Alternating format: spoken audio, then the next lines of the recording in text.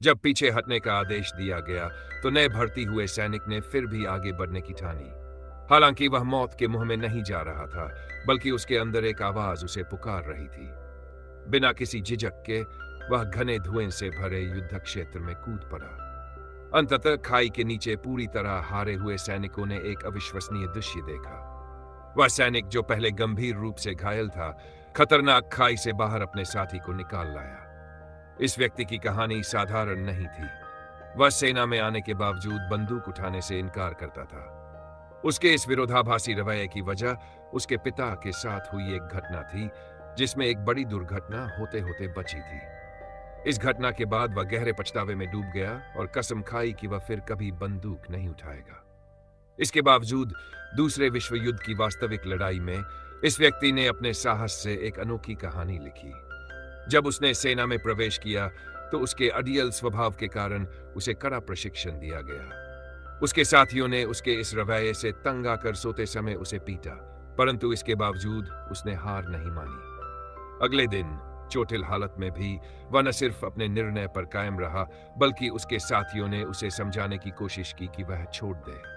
फिर भी उसने दृढ़ता से इनकार कर दिया और अपनी वजह सबको बताई, जिससे सभी हैरान रह गए। जिन प्रशिक्षण अवधि समाप्त हो गई और बड़ी मुश्किल से छुट्टी का समय आया। कहा गया था कि जैसे ही स्वीकृति मिलती है वे बाहर जाकर थोड़ा आराम कर सकते। जब नंबर उस सैनिक पर आया जिसे हम गुरु कह रहे हैं, तो अफसरों ने यह कहकर उसकी छुट्टी को अस्वीकार कर दिया कि उसका प्रदर्शन संतोषजनक नहीं था। अफसर ने उससे तुरंत हथियार के उपयोग का प्रदर्शन करने के लिए कहा। जब उसने ये आदेश मानने से इनकार कर दिया तो उसे जेल में डालने और सैन्य अदालत में पेश करने का निर्णय लिया गया। उसे समझ नहीं आया कि आखिर क्यों। क्या आत्मानुशासन एक अपराध पर सोचने का वक्त नहीं था, क्योंकि सैन्य अदालत जल्द ही शुरू।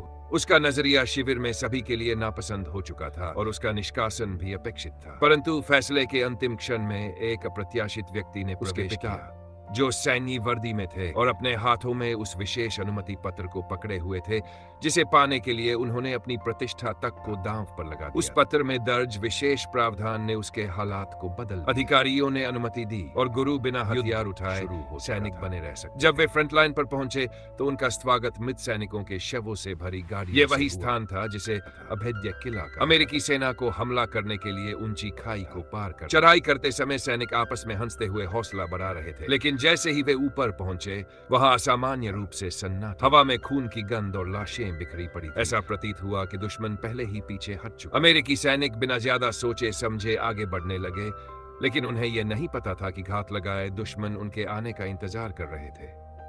अचानक छिपे हुए दुश्मनों ने हमला कर दिया। लड़ाई इतनी भयंकर थी कि सैनिक बिखर गए। ये डर और अराजकता हर सैनिक के दिल में घर कर गई, लेकिन गुरु ने एक अनुभवी सैनिक की तरह स्थिति संभाली और अपने साथियों को युद्ध की वास्तविकता समझाई। गुरु सभी कठिनाइयों के बावजूद किसी भी सैनिक को पीछे नहीं छोड़ने के अपने संकल्प पर अडिग रहे, चाहे कोई भी उन्हें कमजोर। साथियों ने जैसे ही उसकी निडरता और दृढ़ संकल्प को देखा, वे भी प्रेरित हुए और धुंध में आगे बढ़कर दुश्मन पर हमला किया। उनके इस प्रयास से वे दुश्मन के ठिकाने तक पहुंच गए, लेकिन असली परीक्षा अभी शुरू हुई थी।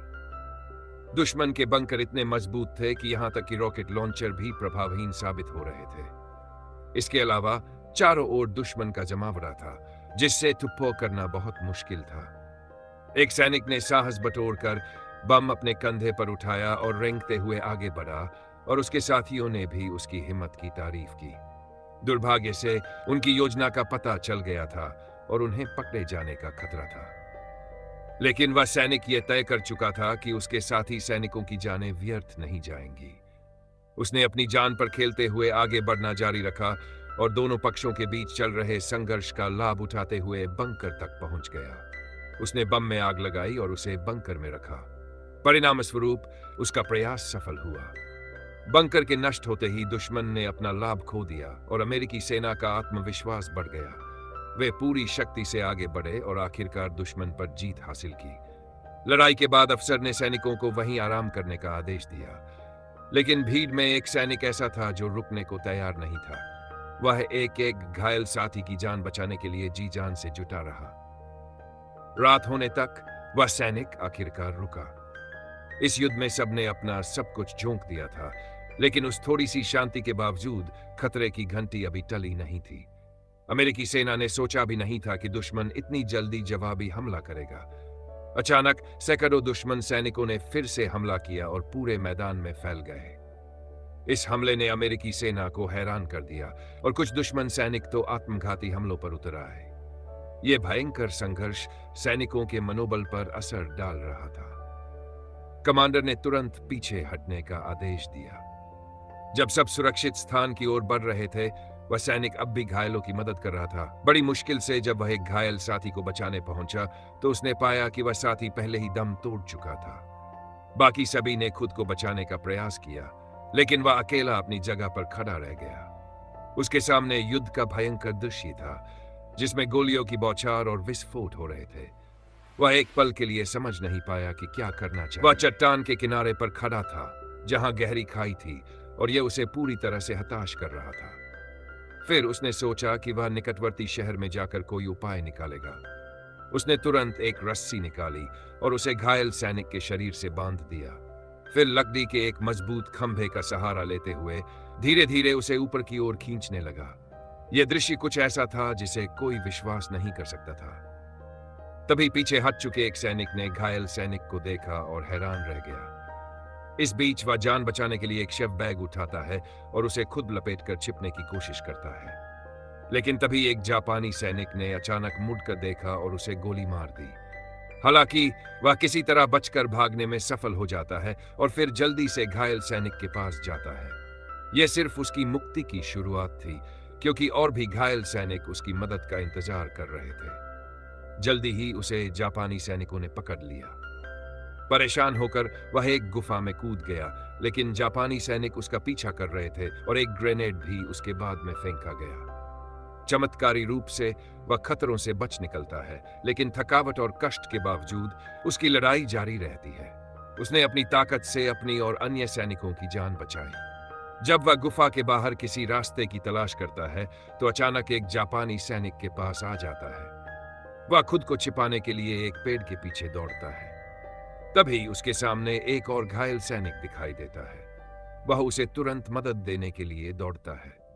अंत में घेराबंदी में वह घायल सैनिकों को लेकर एक सुरक्षित स्थान पर पहुंचता है, और यह उसकी यात्रा का केवल एक छोटा सा हिस्सा था। जब उसने पूछा कि वे लोग कौन हैं, तो जो नाम उसने सुना उसने उसकी प्रेरणा को और भी गहरा कर दिया और उसे अपनी यात्रा के उद्देश्य को समझने में मदद। लेकिन वह किसी को मारने के लिए नहीं था, बल्कि वह उस हथियार का उपयोग करने के लिए था जिसे वह विरासत के रूप में ले आया था। इस दौरान वह पीछे की ओर भागते हुए अपने अधिकारी को यह सब सौंप देता है। शुक्र है वह किसी खतरे के बिना खाई के किनारे तक पहुंचने में सफल हो जाता है।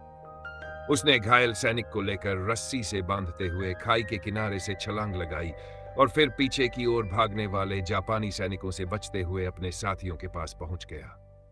हालांकि वह पूरी तरह से सुरक्षित नहीं था, लेकिन जब वह सुरक्षित क्षेत्र में पहुंचा तो उसे अपने साथियों का सम्मान मिला।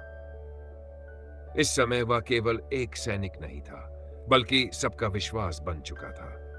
जब स्थिति शांत हो गई तो उसने उन लोगों से सच्चे दिल से माफी मांगी जिन्होंने पहले उसके बारे में गलत समझा था। लेकिन युद्ध अभी खत्म नहीं हुआ था और मुख्यालय ने आक्रमण जारी रखने का आदेश दिया।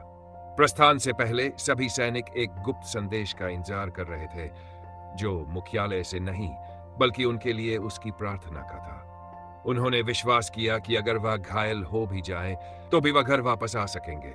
यही विश्वास उनके मनोबल को मजबूत करता था। वे किसी भी स्थिति में अपनी पूरी ताकत से लड़ने को तैयार थे। उनका उत्साह और आक्रामकता जीत की तरह महसूस हो रही थी। अमेरिकी सेना के मुकाबले जापानी सेना को पूरी तरह से नष्ट कर दिया गया था। जल्द ही यह आदेश दिया गया कि युद्ध समाप्त हो चुका है, लेकिन जापानी सैनिकों ने अचानक अपनी ताकत दिखा दी और एक हाथ से ग्रेनेड फेंका। कुछ ही समय में यह स्थिति बदली और अचानक एक और अप्रत्याशित घटना घटित हुई। इस दौरान वह घायल सैनिकों की मदद करता रहा और अंततः बीजिंग में सफलता प्राप्त की। वह हमेशा अपने लक्ष्य से अडिग रहा, जैसे वह कभी अपनी जान से पीछे नहीं हटा था। जब भी उसे मदद की जरूरत होती, वह अपने विश्वास के साथ लड़ता था और अंत तक उसका ध्यान अपने उद्देश्य पर था।